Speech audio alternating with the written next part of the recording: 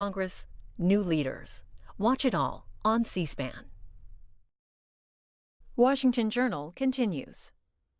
And we are back, opening up the lines to get your reaction to the news this morning, breaking that Roger Stone, longtime confidant of the president's, has been arrested by the FBI. Kyle Cheney with Politico is joining us on the phone to talk about the news.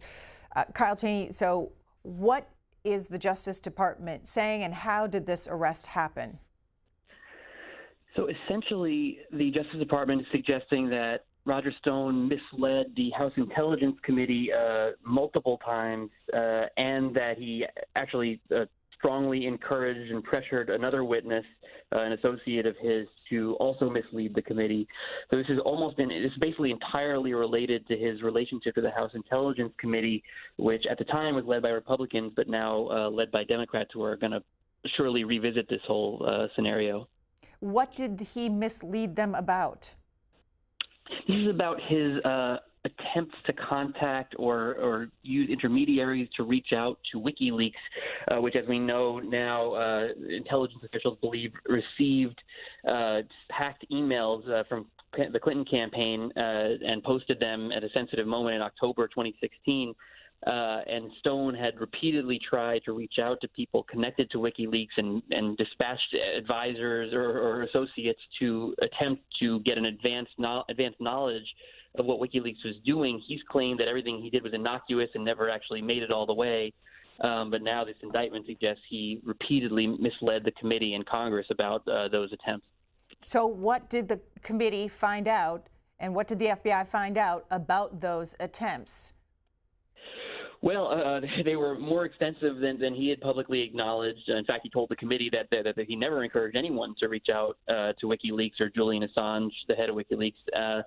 And they found out that essentially he was, had contradicted aspects of his testimony. And so, Mueller has been scrutinizing these congressional interactions lately and recently got access to this transcript, so he's able to put it to the test of the emails and texts that he's obtained.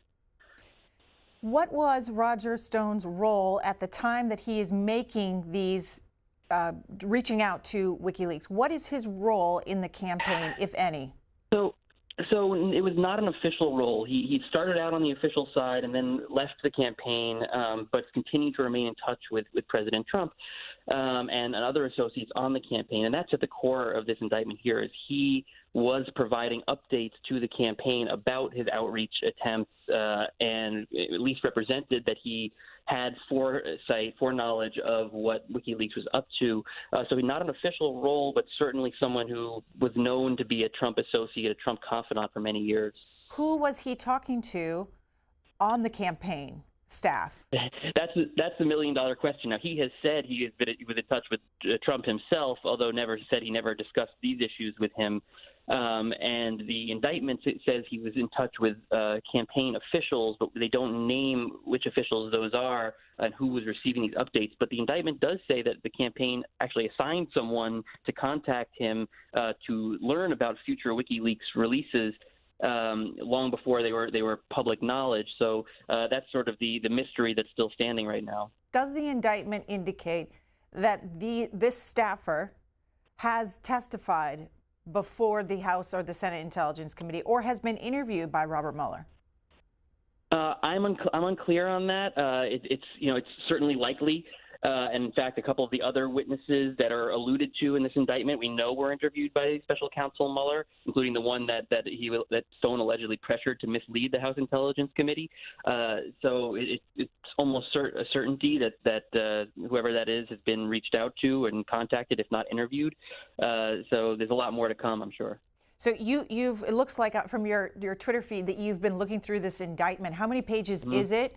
And what do you make of it right now as you've quickly read through it this morning?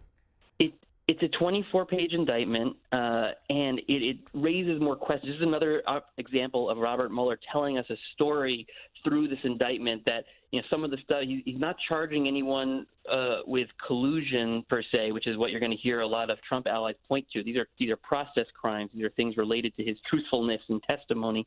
But they raise all these questions about what did the campaign know? What was Stone specifically telling the campaign, and who was he telling? So how much awareness did they have of where these emails were coming from? How much WikiLeaks had? So we're learning a lot of new information, but at the same time have all kinds of new questions that we now have to ask. Has it been established WikiLeaks' connection with Russia? The intelligence community is uniformly behind that assessment. So as far as you believe the united opinion of the intelligence agencies, then yes, Russia was the source of the emails that went to WikiLeaks. There's still corners of Trump supporters and allies who have questions about that, and Stone himself was someone who really put out there an alternative theory that it was some kind of inside job by the Democratic National Committee. Kyle Cheney, in one of your tweets, you pointed out that shortly after WikiLeaks released the first tranche of Podesta emails on October 7th, a Trump campaign aide texted Stone, "Well done." What do you make of it?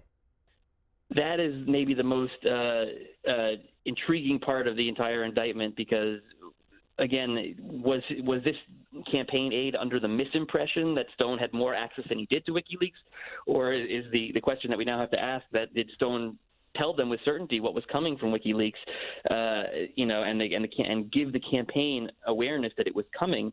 Remember, those emails were dropped on the same day the Access Hollywood tape came out, and it really helped split the storyline from something that was very damaging for Trump at the time. And so Stone at least could communicate to the campaign what to expect. Kyle Cheney, so where does your reporting go next? Well, now we have to find out really what, who on the campaign we're talking about here, what the campaign knew. There's been so many strong denials of any, advanced knowledge of what WikiLeaks was up to. And of course, WikiLeaks themselves were putting out, or Julian Assange was indicating something was coming. So how much did the campaign really know of what WikiLeaks had and how damaging it was going to be? And was Stone really telling the truth about his foreknowledge, or was it a lot of puffery? So what do you think the House Intelligence and Senate Intelligence Committee do with this news this morning? Well, now the House Intelligence Committee in particular is Democrat-led. They are the committee that was allegedly lied to here. They may stay back just because Mueller is on top of this now. Stone's indicted. They're not going to get a lot of new information out of him, but they have promised to revisit this. Democrats in particular have said they believe that Stone had been lying to them for a long time and wanted to revisit his testimony. All right. So to follow Kyle Cheney's reporting, go to Politico.com. Follow him on Twitter at Kyle D. Cheney. Thank you for the update. Thanks so much, Gerda. All right, let's get to calls and your reaction to this news this morning. Cynthia in New York, Independent, you're on the air.